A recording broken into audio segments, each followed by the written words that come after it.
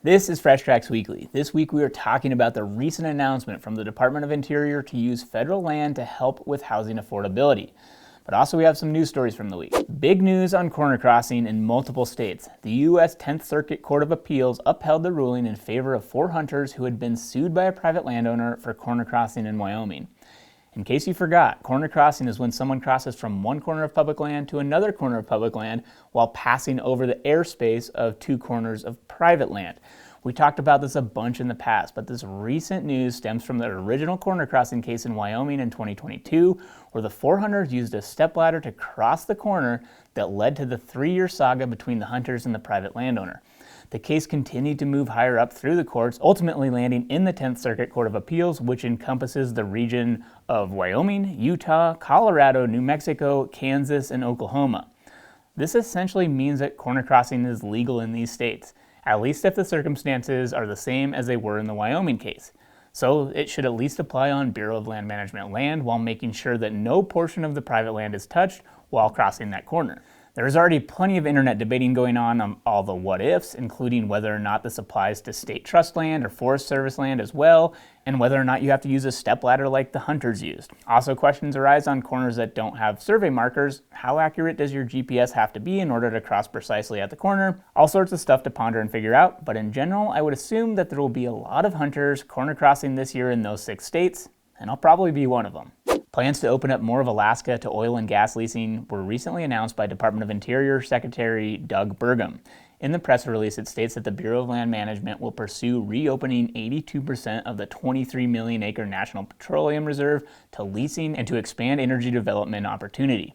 They plan to reinstate a program that makes the 1.56 million acre coastal plain of the Arctic National Wildlife Refuge available for oil and gas leasing. They also plan to revoke withdrawals along the Trans-Alaska Pipeline Corridor and the Dalton Highway to convey these lands to the state of Alaska with the aim of moving forward with the proposed Ambler Road and Alaska Liquefied Natural Gas Pipeline project.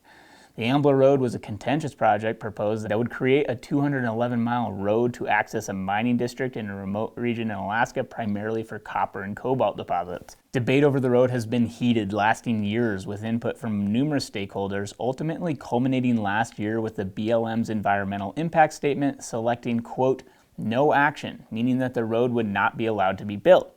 But now with Trump's executive order to, quote, unleash Alaska's extraordinary resource potential, and with Secretary Burgum's announcement, the debate will resume over the Ambler Road, along with a plan for more leasing in Anwar, along with all these other areas in the state. In Idaho, the state Senate has called for the state to take over control of the Camas National Wildlife Refuge from the federal government. The request is in the form of Senate Joint Memorial 104, which essentially is a request from the state for the U.S. Fish Wildlife Service to transfer their land over to the Idaho Department of Fish and Game. So while it is a request to transfer federal land to the state, it is not to the state land board, but rather the Fish and Game Department. These are 2 different agencies with different goals of the land that they manage. The reason for the request comes from frustrations from locals who have historically utilized water that flows through the refuge, but because the channel the water flows through has become filled in with willows and sediment, they no longer have the same flows. The states say that getting permits to clean out the channel will be easier through the State Fish and Game Department rather than going through the federal agency, the U.S. Fish Wildlife Service.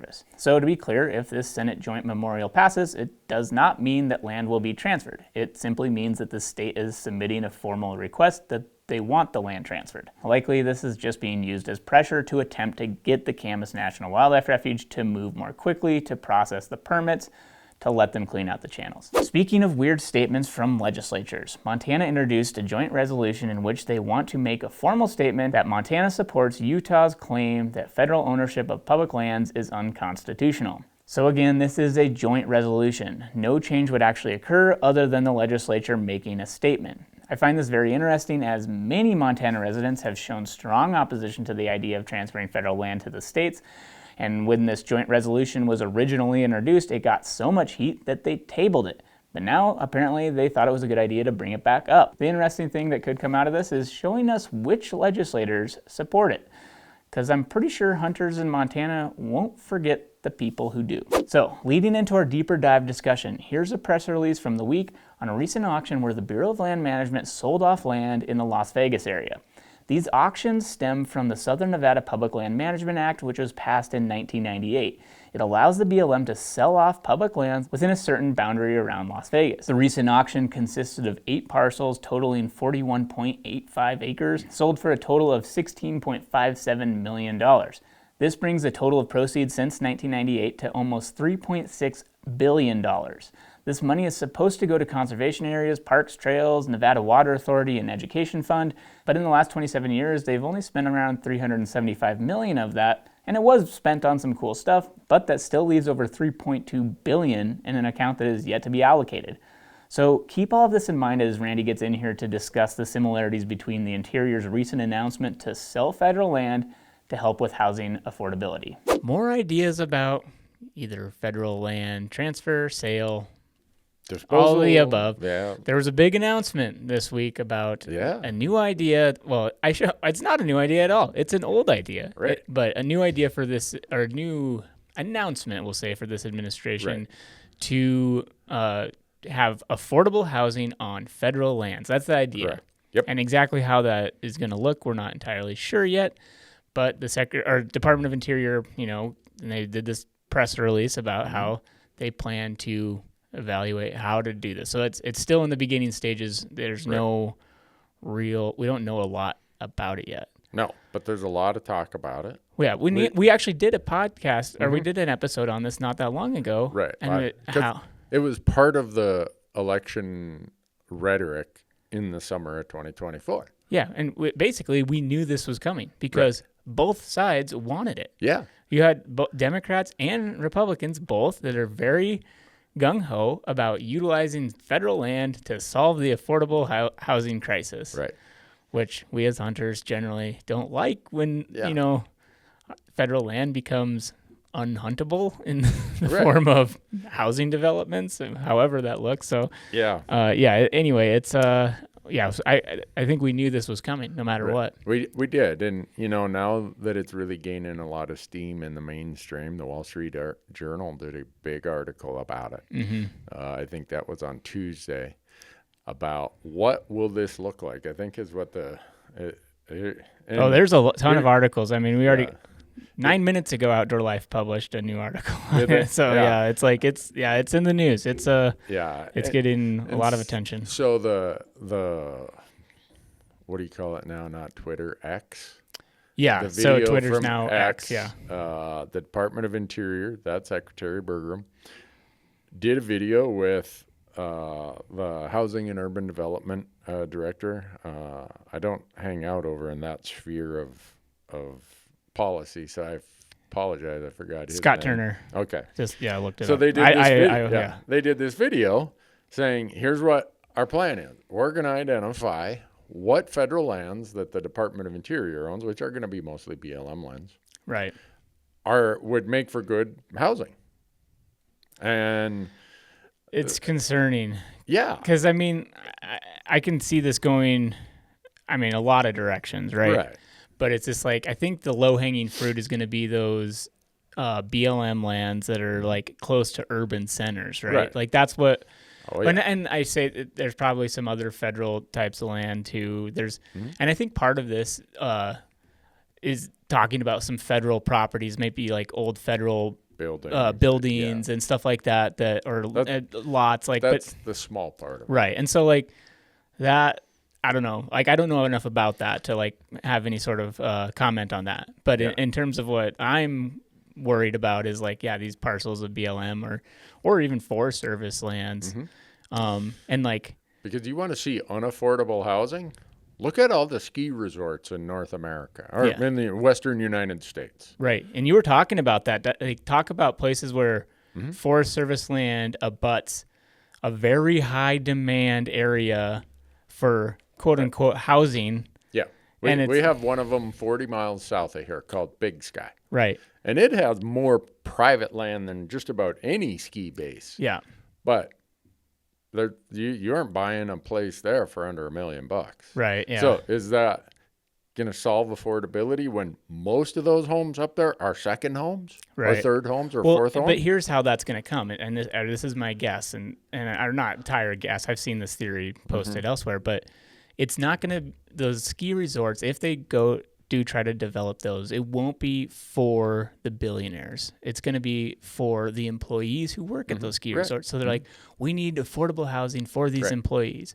We need to, we need these Forest Service lands to build these areas where the employees live, so they don't have to. Because even right now in Wyoming, like all the employees at Jackson, or not all, but a lot of them drive in from Driggs or from Idaho. They drive over the pass, or in Big Sky.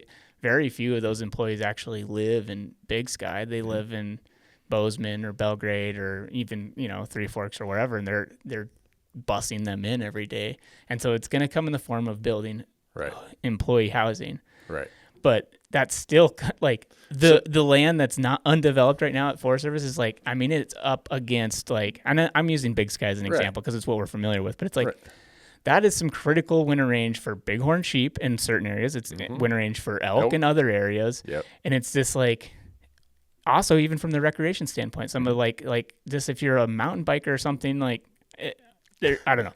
It's hard to fathom like the direction that this could go. But I think that's how it's, because I feel like the pitch for more billionaire, high-end Yellowstone Club type stuff is, I would hope, going to be a non-starter, although it might not be. Yeah, So if you look back, again, I always age myself when we look at the rearview mirror, Marcus. Yeah. 1998, Senator Harry Reid from Nevada came up with this idea called the Southern Nevada Land Management Act. And he said, Vegas is running out of ground to build housing. So he came up with this bill, and it passed. And it takes 68,000 acres of BLM ground, and it auctions it off. Not all of it. Part of this, I want people to understand how much of a gravy train this turns out to be and why everybody wants on that train. So in the Nevada one, so far they have sold 17,000 acres of that 68,000. It's raised $3.5 billion. And a lot of that money is supposed to get reinvested in conservation and other projects in Nevada. But some of it goes to the local water authority, and some of it goes to the local housing authority, and some of it goes here, and some of it goes there.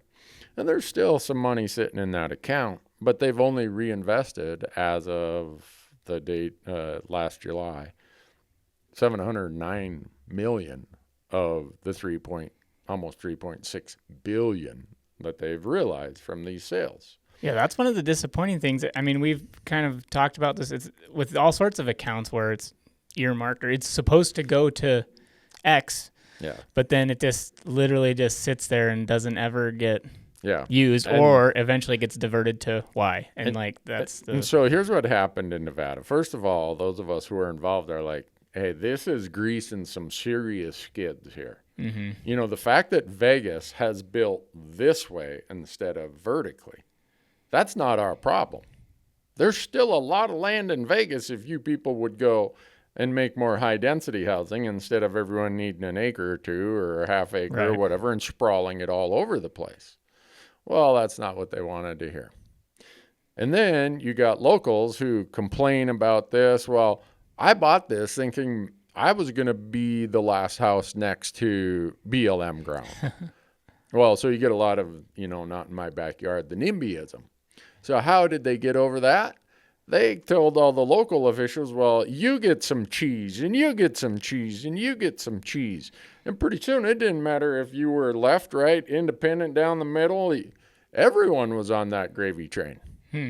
So what you're going to see, this is going to be a model.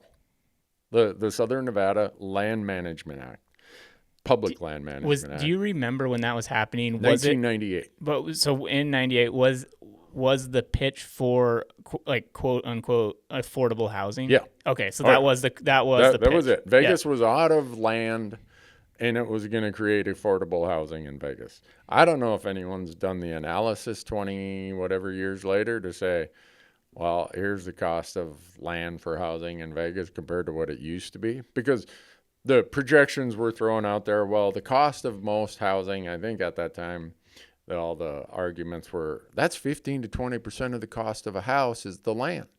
And so a lot of people said, okay, then use one small footprint and build vertically. Yeah. Don't spread it out horizontally. Well, they didn't want to hear any of that. But here's the point. If you look at the metro areas of the West, let's just start Tucson, Phoenix, Albuquerque, Vegas. There's a bill. There's been a bill in Congress many times for Reno, Salt Lake, right? Denver, the Rocky Mountain, the whole Front Range in Colorado, Boise. The list goes on and on and on of booming urban centers in the West that have large amounts of public land nearby. Yeah. So back at the time, there was some discussion to say, well, if we're going to transfer these acres, then we need to do a deed restriction that says they're only going to be available for high density housing. If it's really about, affordable housing. Yeah. Oh my gosh. The developers and everybody else are like, well, that we don't want to be told what to do. So even though they were getting the great deal on the land. Yeah. But so it's when you see this kind of stuff, and just in the Wall Street Journal article, there was only one elected official who was quoted, and it was a U.S. Senator, Brian Schatz from Hawaii, who's a Democrat. And again, not that it matters which side or the other, but I want people to understand what you said earlier. This isn't one side or the other. Everybody's hooking up to get to the gravy train here. He says, freeing up federal land for more housing, I think it's a good idea. Mm-hmm. So the Southern Nevada model that I think was the first greasing of these skids, Democrat, Harry Reid. Yeah. So, people want to get in this, it's those guys or it's those guys. No, what we're looking at here is probably the greatest likelihood of any public land disposal act passing. Yeah. That's why we brought it up last summer, because we were hearing both sides. They're like, oh, yeah, let's get in on some of that. Yeah. No, and I think one of the frustrating things to me is it seems like that, and maybe I'm comparing apples to oranges, I don't know, but with developments, like if the affordable housing pitch is made, even if it's not talking about federal land. Like there was one in Bozeman where they were going to build affordable housing, and to qualify to even purchase in that neighborhood, you had to be below a certain income threshold. Right. Mm-hmm. And then that was the pitch. They started building and everything went through, but then it's like, well, material costs and the cost of building got higher. And then all of a sudden it just became like everywhere else. And it was, all those houses are for sale for $800,000, just like every other house. It didn't do anything to lower the cost. And so that whole pitch of affordable housing just got thrown out the window. It's like, okay, sure, they got built a little closer together, I guess could be the silver lining on that. But in the scheme of things, not really. No. I don't know. It's the false premise that no one has ever proven that the cost of housing when it gets out of hand is because of the supply of land, not because of demand. Yeah. Right? It's a demand and supply.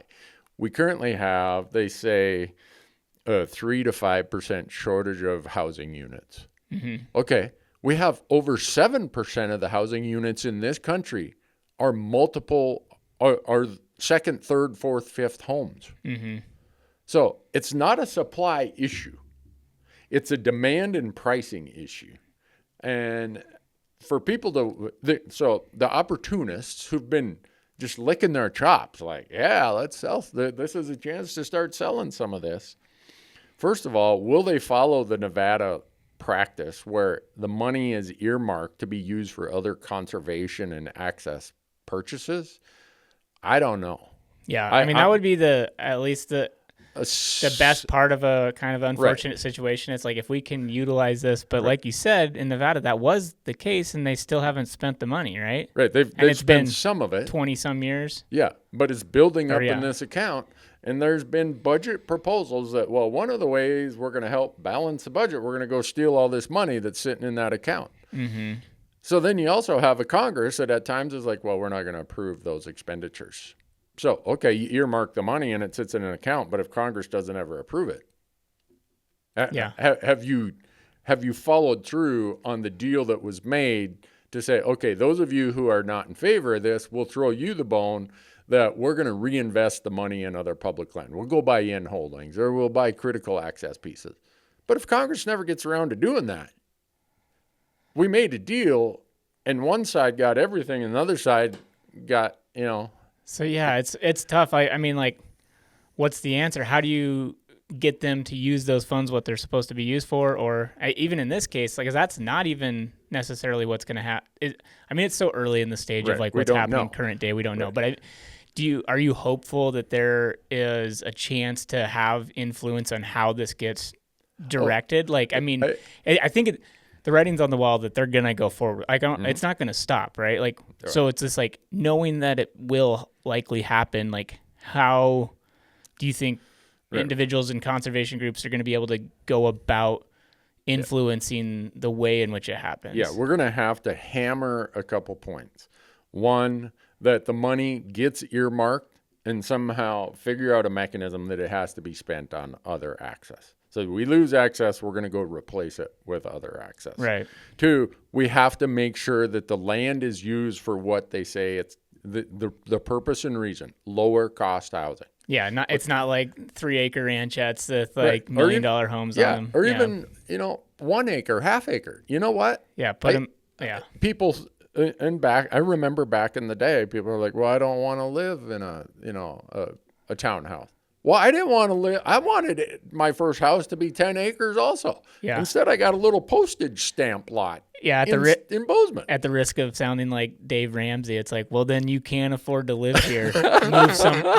Move somewhere else. It's like, I mean, and it's like, it sounds blunt, but I mean, there is some truth to that. It's just like, I think a lot of people would like to have a little land and a bigger house or whatever, but the reality of it is, if the average income is X, like, you can only afford that type of house or that type of condo or apartment, really. And that's like, when you're talking about affordable housing, most of the people who can't afford it, that's the niche that they're going to fall into. In these high demand urban areas, it's just like, it's an apartment, it's a high density housing situation. And you look at other constraining factors that drive costs in a lot of these western urban areas. John Wesley Powell said that this is a desert. It'll never be civilized. It'll never be developed because it didn't have any water. Water and other infrastructure is a big part of what drives the ability for these places to have affordable housing. So there's a whole list of things here that we need to, if they're going to go through with this, we need to demand, all right, here's how you're going to prove to us that this is going to be to lower the cost of housing. Yeah. Because you're going to have some of these anti-public land groups who say, yeah, I want to jump on that train. And instead of just carving out next to the boundary of the city, what do you say we go up this canyon and out on this way and out that way? And those just end up becoming developments with no reduction in the quote unquote cost of housing. If that's what we're all in on, is we're going to lower the cost of housing, the Nevada model has some flaws. Yeah. Where deals were made, but the deal really wasn't as good as was promised. And if Congress doesn't start expending that money or approving that money, and there's a whole process for how that gets funded or spent. But if that process gets shortchanged by Congress saying, we're just not going to get around to it, that wasn't a deal. Yeah. And for those of us who warned that this was greasing the skids, that, you know what, this is just setting it up. Yeah. And here we are. Yeah. And I think it's important to reiterate too, that it's twofold. Like, not only is it, if you're doing these bigger developments, it's not solving the affordability of, housing affordability problem, but also that's just like, on wildlife habitat, it's just, and like you mentioned, water usage too. If you have places with yards, like, think about how much water is used every year to grow Kentucky bluegrass that no one ever steps foot on. It's like, I could do a whole podcast on that of like, it's so frustrating to me. Right. It's like how much water we use to water lawns. But, that's another thing. If you're putting in these developments that have lawns, it's like, I get it. People like the look of it. They like having lawns, but at the same time, it's like, can we afford this in terms of the wildlife, the habitats. It's like, Yeah. I would be the advocate for not doing that, but Yeah. And so what happens is you're talking about resources that are required to build housing in subdivisions and expand communities. So you get local government that says, well, we can't afford the schools for all these new houses. We can't afford the roads. We can't. Pretty soon the local government's in on the gravy train. yeah, And local government's like, well, we can't turn that down. That's like money from the heavens. mm-hmm. And so what you're talking about is scarcities of not just land, scarcities of a whole lot of other things, funds to improve, funds to build schools. And it's an indirect way, or maybe even a direct way, of local government saying, well, let's not raise our taxes to the level it would take to fund everything. Let's let the U.S. citizen from Florida or Texas or Illinois or wherever who doesn't live near these public lands, let's let them fund some of our infrastructure because we don't want to raise our property taxes to pay for the services we are demanding. Yeah. But boy, it'd really be nice if the rest of the U.S. taxpayer could help subsidize that for us. I know that sounds blunt. Yeah. But let's face it, that is what is being asked when these kind of programs are presented, and both sides are on board and they're shoveling coal into the train. Yeah. Let's get her going, boys. Let's all aboard. Yeah. So one quote from one of the articles I read on this, it says that all options are being explored in terms of like how they're going to go about this, including transferring or leasing federal land to public housing authorities, nonprofits, and local governments. So do you think that, again, knowing that they're likely going to do this one way or the other, is there one path that looks better than others in terms of how that land gets divvied out?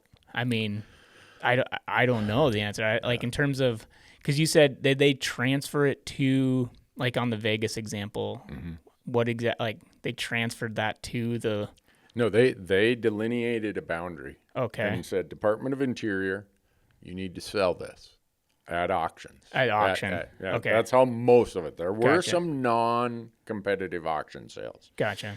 The money goes to this account and it's earmarked, supposedly. Well, the proceeds get split. Some of the local government, some of the water authority. There's an awful lot of people who get some of the cheese. And then what's left goes in this account. And like I said, there's the project list here of what's been spent in Nevada. 180 projects since 1998 for $709 million. But a lot of that hasn't necessarily been public access. It's been a whole lot of other things. Gotcha. So we can negotiate a deal like we got with the Southern Nevada one. Yeah. I don't know if we'd be able to get that deal because there's all the talk about, well, let's just use it to lower the federal deficit. So I don't know if we're going to get that kind of deal. Yeah. Because everyone is full steam ahead. And for those of you who think that this stuff is all partisan, you're not paying attention. You're not talking to the people that I'm talking to. And that's why I want to elevate this is coming. Yeah. Okay. We talk about land transfer and we talk about this and we talk about that. This has bipartisan support. Yep. And right now, if you can go home to your constituents and say, I'm doing everything I can to lower the cost of housing. Oh, we're going to disregard the fact that there's all these Airbnbs and VRBOs and blah, blah, blah, blah, blah. We're going to sell some land. It sounds really good, right? No one's going to think beyond the question or the point being made that, I did this to lower your cost of housing. And so those of us who are concerned about this are going to have to speak up and demand that from our elected officials. But this one has a lot of momentum. Oh, yeah. And if it goes from just Department of Interior to the Forest Service, and a lot of these rural communities who have ski resorts, Vail, Steamboat, Snowmass, Aspen, Big Sky, Jackson Hole, Sun Valley. I mean, the list goes on and on and on. Mm-hmm. They all have that dynamic you explained of And no one can afford to live there, so they commute 70 miles. But if you go to those Forest Service grounds and say, let's privatize a bunch of this, the developers are going to make a lot of money. Yeah. There's going to be a ton of second homes, third homes, fourth homes there. But history has shown it's probably not going to do diddly squat to reduce the cost of housing. Mm-hmm. But yeah, we're going to have to watch this one close because, I mean, there's just very little info on exactly how it's going to be rolled out so far. So the joint task force that they're assembling, it'll be interesting to see how that's going to unfold. So we'll keep watching it and probably hopefully keep everyone updated. I'm sure we're going to have more on this later. I would bet as fast as this is moving by end of summer, we're going to have what this kind of looks like. And is it really expansive, or is it like they want to sort of pitch us on that? Oh, this is really precise. This is just little bits and pieces here and there. I guess we'll see. Yeah. But we'll probably have to do another episode on it, Marcus, when we get more details. Yep. Sounds good. Well, thank you, Randy, for filling us all in. Yeah. Happy to do it. Thank you. Yep.